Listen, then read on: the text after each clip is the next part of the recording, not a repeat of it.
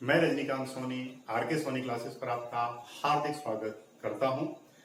पुराने लेक्चर में हमने हिंदी के पाठ्यक्रम को समझा था और मैंने आपको बताया था कि जो हमारा नेक्स्ट लेक्चर होगा वो किस टॉपिक का होगा, आपका संज्ञा का होगा। तो आज से हम संज्ञा का टॉपिक स्टार्ट करते हैं। तो अभी तक जिन विद्यार्थियों ने इस चैनल को सब्सक्राइब नहीं किया है वो जरूर सब्सक्राइब कर लें, लाइक करें और शेयर करें, जिससे आप लोगों को कंटिन्यू नोटिफिकेशन प्राप्त होते रहे और आपकी कोई भी क्लास मिस ना हो। तो बढ़ते हैं सीधे टॉपिक पर। सबसे पहले हम बात करें संज्ञा की। तो क्या है संज्ञा? अगर हम इसकी परिभाषा की बात करें तो किसी भी व्यक्ति, वस्तु, भाव या स्थान के नाम को हम क्या कहते हैं? संज्ञा कहते हैं। एक शॉर्टकट परिभाषा मैं आपको बताऊं, प्रत्येक नाम ही क्या है? संज्ञा है। अर्थात प्रत्येक वस्तु का कोई ना कोई क्या होता है?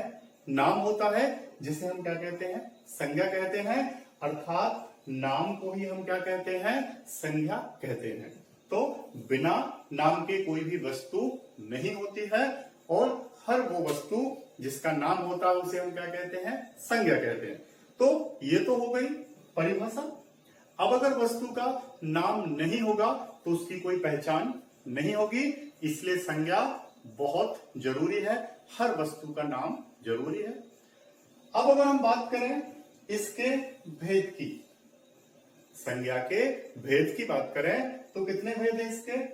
5 हैं। संज्ञा के भेद कितने हैं? 5 हैं। कभी कभी एग्जाम में नॉर्मली पूछ लिया जाता है संज्ञा के भेद कितने हैं, तो आंसर क्या आएगा? 5। अब एक एक करके हम इनको समझते हैं। सबसे पहले व्यक्तिवाचक संज्ञा। कौन सी संज्ञा? व्यक्तिवाचक संज्ञा। अब व्यक्तिवाचक संज्ञा में क्या होता है, देखिए इसकी परिभाषा। जो केवल एक व्यक्ति, वस्तु या स्थान का बोध कराते हैं। अर्थात ऐसे शब्द जो क्या करते हैं?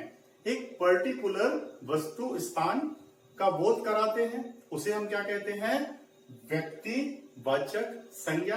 जैसे उदाहरण देख लेते हैं। भारत, किताब, साइकिल, सुरेश, रमेश, सीता, गीता, या बहुत से नाम है ना, जो पर्टिकुलर एक वस्तु का बोध कराते हैं, व्यक्ति का बोध कराते हैं, उसे हम क्या कहते हैं? व्यक्तिवाचक संज्ञा। और भी उदाहरण हम इसके देख सकते हैं। आगे बढ़ते हैं। जातिवाचक संज्ञा। अब जातिवाचक संज्ञा बहुत सरल है। वे शब्द जो संपूर्ण जाति का बोध कराते हैं।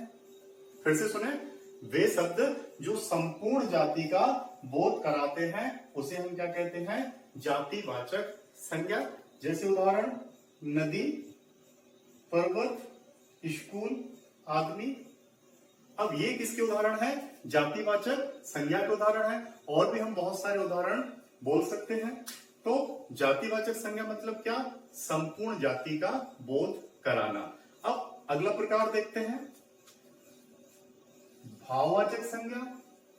अब देखिए नाम से ही समझ में आ रहा है, वे शब्द जो अवस्था, दशा या भाव का बोध कराते हैं उसे हम क्या कहते हैं? भाववाचक संज्ञा, अर्थात फीलिंग। ये क्या है हमारी भाववाचक संज्ञा? उदाहरण देखते हैं। जैसे बचपन, बुढ़ापा, मोटापा, ये सभी क्या है? आपकी भाववाचक संज्ञा है। और भी उदाहरण हम देख सकते हैं। मिठास, लालिमा, जवानी, यौवन, ये सब भी क्या है? आपके भाववाचक संज्ञा है। तो वे शब्द जो अवस्था, दशा या भाव का बोध कराते हैं उन्हें हम क्या कहते हैं? भाववाचक संज्ञाएं कहते हैं। आगे बढ़ते हैं। द्रव्यवाचक संज्ञाएं। अब द्रव्यवाचक संज्ञाएं भी बहुत सरल है। वे शब्द जो धातु या द्रव्य का बोध कराते हैं उसे हम क्या कहते हैं? द्रव्यवाचक संज्ञा कहते हैं। उदाहरण देख लेते हैं। कोयला, पानी, घी, दूध, दही, सोना, चांदी, ये सब क्या है? आपके द्रव्यवाचक संज्ञाएं हैं। तो जैसे ही ये उदाहरण आएंगे आपको समझ में आ जाएगा कि कौन सी संज्ञा है। आगे बढ़ते हैं। लास्ट समूहवाचक संज्ञा है। अब वे शब्द जो एक समूह का बोध कराते हैं उन्हें क्या कहते हैं? समूहवाचक संज्ञाएं कहते हैं। यहां पर एक समूह का बोध कराना आवश्यक है, जैसा कि नाम से ही स्पष्ट हो रहा है कि समूह का बोध कराने वाली संज्ञाओं को हम क्या कहेंगे? समूहवाचक संज्ञा। उदाहरण देख लेते हैं। भीड़। अब भीड़ में बहुत से लोग होते हैं, इसलिए किसमें आएगी? समूहवाचक में। सेना, झुंड, पुस्तकालय, तो ये सभी क्या है? आपकी समूहवाचक संज्ञाएं। तो संज्ञा क्या होती है, इसके प्रकार और उनके उदाहरण।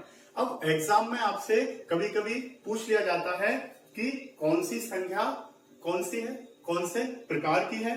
जैसे उदाहरण आपसे पूछ लें कि भीड़ कौन सी संज्ञा है, तो आंसर क्या आएगा? समूहवाचक संज्ञा। आपसे पूछ सकते हैं कि द्रव्य कौन सी संज्ञा है, तो कौन सी आएगी? आपकी सोना कौन सी संज्ञा है, तो द्रव्यवाचक संज्ञा। आपकी पानी, घी, दूध, अर्थात बहुत सारे उदाहरण आपसे एग्जाम में पूछ सकते हैं और आपसे पूछ सकते हैं कि कौन सी संज्ञा है। तो ये एक छोटा सा टॉपिक आपका था, संज्ञा क्या, जो यहाँ पर कंप्लीट होता है। आशा करता हूं कि आप लोगों को ये वीडियो अच्छा लगा होगा, तो शेयर करें, लाइक करें और सब्सक्राइब जरूर करें इस चैनल को। अगले वीडियो में हम इसके आगे बढ़ेंगे और एक अगला टॉपिक पढ़ेंगे। तो तब तक के लिए स्वस्थ रहें, सुरक्षित रहें। जय हिंद, जय भारत, धन्यवाद।